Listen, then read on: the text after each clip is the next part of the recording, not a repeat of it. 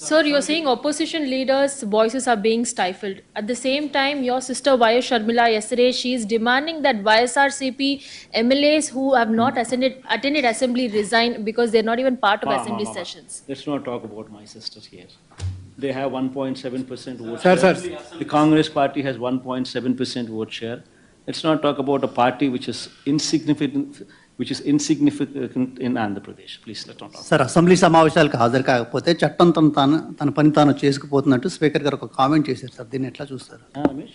Assembly సమావేశాలకు హాజరు కాకపోతే చట్టం తన పని తాను చేసుకుపోతుందంటూ స్పీకర్ గారు ఒక కామెంట్ చేశారు. ఒకవేళ మీరు ఎట్లనే అసెంబ్లీ సమావేశాలకు హాజరు కాకపోతే డిస్క్వాలిఫై అయ్యే అవకాశం ఉందనేది కూడా జరుగుతున్నటువంటి చర్చ సార్. అల్టిమేట్గా అదే దుర్గా నేను చెప్పేది. అల్టిమేట్గా తప్పెక్కడ జరుగుతూ ఉంది? నువ్వు అసెంబ్లీ అన్నది ప్రజల గొంతు వినపడకుండా నీ గొంతులు మాత్రమే నువ్వు వినిపించే కార్యక్రమం చేస్తే నీ అసెంబ్లీ సమావేశాలన్నీ ఏం జరుగుతాయి? ఆత్మస్తుతి, పరనింద, ఇంతే జరిగేది. ఆత్మస్తుతి, పరనింద, నీ అబద్ధాలు, నీ మోసాలు, వీటి ప్రొపగేషన్. ఎవడు మాట్లాడేది ఉండదు, ఎవడు అడిగేది ఉండదు, ఎవడు చెప్పేది ఉండదు.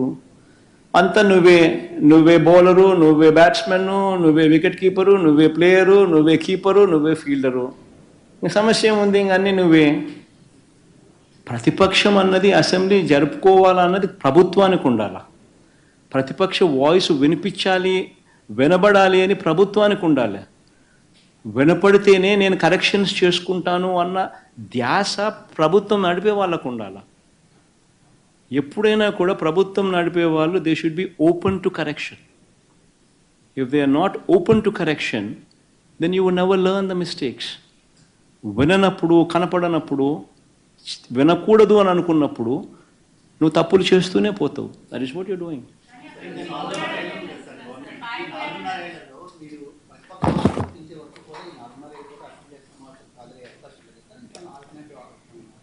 చూద్దాం రమేష్, కోర్టులో కేసు ఉంది. సమన్స్ లాస్ట్ టైం స్పీకర్కి సమన్స్ ఇచ్చినారు. స్పీకర్ రిప్లై ఇవ్వలేదు సమన్స్కు. మళ్ళా కోర్టు నిన్న మళ్ళీ సమన్స్ ఇచ్చింది స్పీకర్కు రిప్లై చేయమని చెప్పి సెక్రటరీకి. సో రిప్లై ఇక తప్పదు. రిప్లై ఇచ్చిన తర్వాత అది నిలబడదు. ఎందుకంటే ఉండేది మేము తప్ప ఇంకెవడం లేం ప్రతిపక్షంగా. వేరే ఇంకొక పార్టీ ఎవడన్నా ఉంటే నువ్వు కనీసం వాళ్ళకి ఇస్తున్నాను ఈయనకు బదులు అని చెప్పేదానికి ఇంకొక పార్టీ లేదు అక్కడ.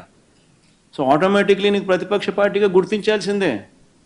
అది తప్పదు. అది గుర్తించిన తర్వాత న్యాచురలీ ఆ పార్టీకి ఎంతమంది అన్నా ఎమ్మెల్యేలు ఉండని, ఆ గుర్తించిన ఆ పార్టీకి ఒక నాయకుడు అనేవాడు ఉంటాడు. ఆటోమేటిక్లీ ఆ ప్రతిపక్ష పార్టీ ఆటోమేటిక్లీ ఆ నాయకుడిని ఉన్నైతే ఎన్నుకుంటాడు, ఆయన ప్రతిపక్ష నాయకుడిగా ఇవ్వాల్సిందే.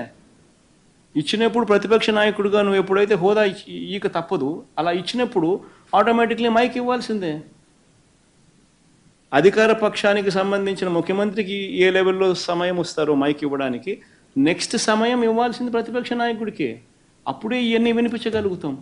ఇప్పుడు నేను 1:40 సేపు నేను మాట్లాడగలిగాను.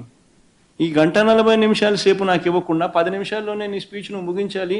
175 మందిలో నువ్వు కూడా ఒకడివే.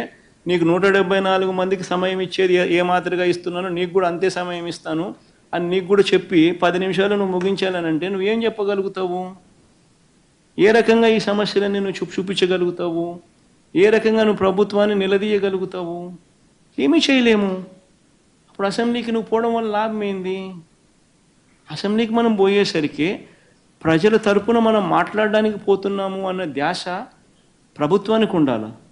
ప్రతిపక్ష నాయకుడు మాట్లాడితేనే కదా ఈ విషయాలన్నీ నాకు ప్రభుత్వం దృష్టికి వస్తాయి, అప్పుడే కదా కరెక్షన్ చేసుకోగలుగుతాము అని ధ్యాస ప్రభుత్వానికి ఉండాలి. అలా మాట్లాడి ఇవ్వాలా. 40% ఓట్ షేర్ వచ్చిన పార్టీ మాది. నీకు నచ్చినా నచ్చకపోయినా 40% ఓట్లు వేసి ప్రజలు మాకు ప్రతిపక్ష హోదా ఇచ్చినారు. సో ప్రతిపక్ష హోదా ఇచ్చిన తర్వాత నువ్వు ప్రతిపక్ష హోదా నువ్వు ఇవ్వనని చెప్పి నువ్వు అండమే ఆశ్చర్యం.